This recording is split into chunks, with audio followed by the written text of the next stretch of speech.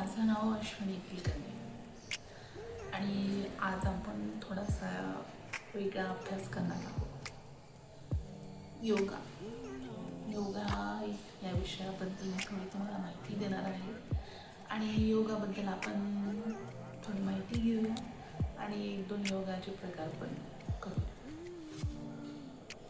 आधी सुरुवातीला आपल्याला योगा म्हणजे काय ही माहिती घेतली.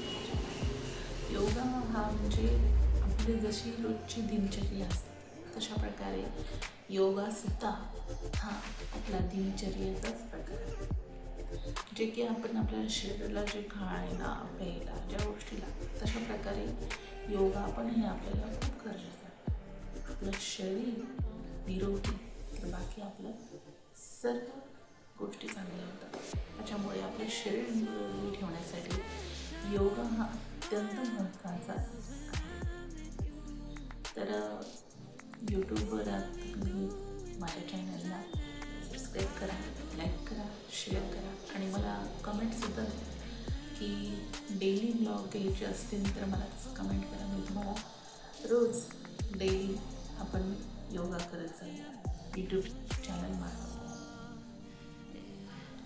तर आज आपण सुरुवातीला ओंकाराचे महत्त्व काय, ओंकार हा कसा करायचा याची आज आपण माहिती घेणार आहोत. तर आधी आपण तुम्हाला पद्मासन अर्धपद्मासन तशा प्रकारे तुम्हाला बसता येईल. तशा प्रकारे पूर्ण पद्मासन जर घेतलं तर पूर्ण पद्मासन जेवढ्या वेळ कम्फर्टेबल वाटेल तेवढ्या वेळ कम्फर्टेबल. तसं जर समजा थोडा वाटला तर मग अर्धपद्मासन.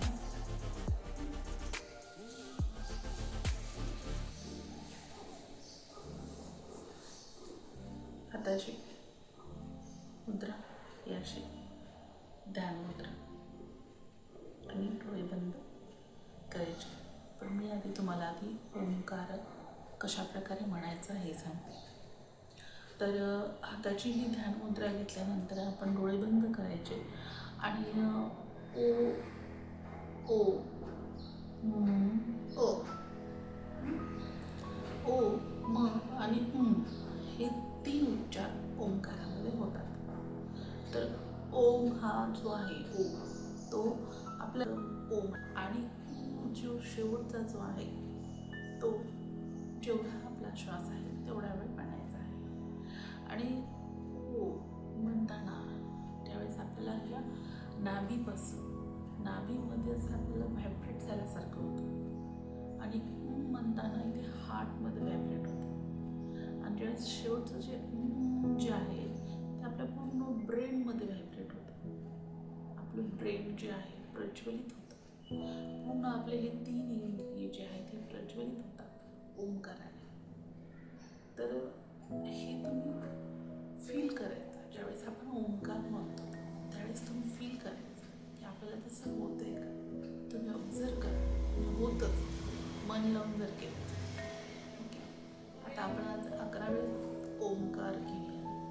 ते मी करते एक वेळेस आणि पुढची.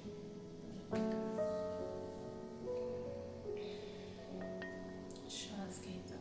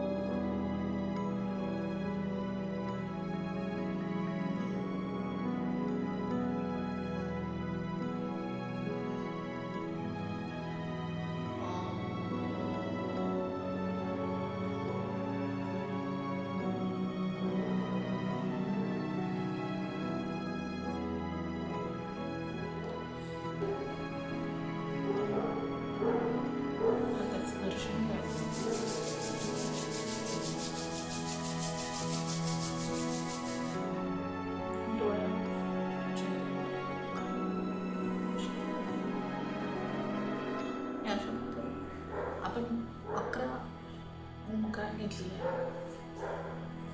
तर ज्यावेळेस हे जे ओंकाराचे फायदे काय, ज्यावेळेस आपण हे ओंकार म्हणतो त्यावेळेस आपले 3 इंद्रिय प्रज्वलित होतात आणि आपल्या ज्या ब्रेनमध्ये आपलं जे कंपन होतं, तुम्ही शेवटचा जो चा उच्चार घेता वेळेस त्यावेळेस आपल्या ब्रेनमध्ये पूर्ण कंपन होतं आणि एकदम आपल्याला असं काहीतरी घुमल्यासारखं होतं. तर ते जे आहे तुमची जी बुद्धी, जी आपल्या ब्रेनची एकाग्र क्षमता चांगल्या प्रकारे वाढण्याचा प्रयत्न होतो. आणि हे विद्यार्थ्यांकडून, मुलांकडून, म्हणजे आपण सगळ्यांनीच आपण हे करून घ्यायला पाहिजे. मुलांना म्हणजे त्यांच्या अभ्यासात चांगली एकाग्र क्षमता वाढण्यासाठी रोज मुलांनी सकाळी किंवा संध्याकाळी ज्या वेळेस वेळ भेटेल तसं तुम्ही 11 ओंकार म्हणायचे. आणि असं काही ते तुम्हाला दुपारी जर वेळ असेल तर दुपारी करू शकतात किंवा संध्याकाळी. पण ओंकार हे योगासनामधली ही सुरुवात, प्राथमिक ही जी आहे स्टेप आहे, अगदी आलीच पाहिजे. तर अशाच प्रकारे मी वेगवेगळे ब्लॉग घेत जाईन योगासनाचे. तुम्हाला आवडत असतील तर मला नक्कीच कमेंट करा, लाईक करा, सबस्क्राईब करा. धन्यवाद.